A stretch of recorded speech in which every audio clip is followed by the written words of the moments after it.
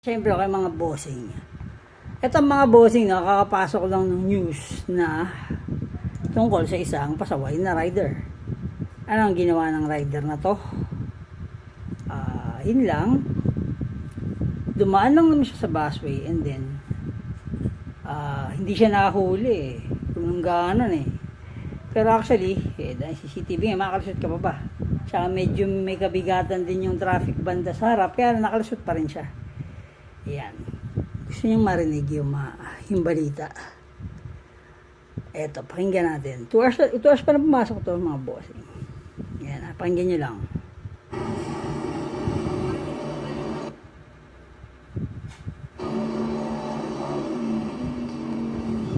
Anyway, kung daw nagkakamali, isang rider na naka-scooter NMAX Gen 1 yung motor niya. ang tumakas kahapon nang hulihin ito ng Special Action and NMAX Intelligence B1 Committee for Transportation o SAIC matapos dumaan sa EDSA busway.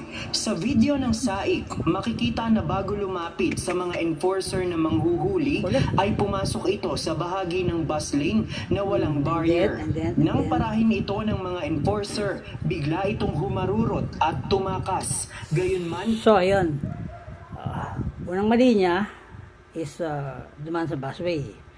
Second, tinakasan niya pa yung mga enforcer. At yabang pa, pag ganun-ganon pa. Ay, nako. Anyway, again, shoutout sa'yo, may-ari ng Blue na NMAX na dumaan sa busway. Ang galing. Very good. Feeling mo, best rider ka. Ikaw na yung best rider sa buong mundo. Eh, mga boss yung lahat ng pakiram sa kanya kasi sigurado to, i-issue ka ng show cause order. At ito ay papalutangin o papaharapin ng LTO sa kanila. Isina or MMDA.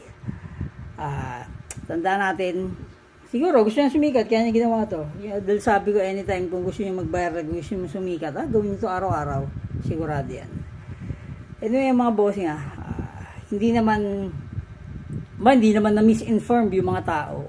Baka pati mga standby lang alam na bawal na dumaan sa busway. Pero ikaw na motorista, bahala ka sa buhay mo.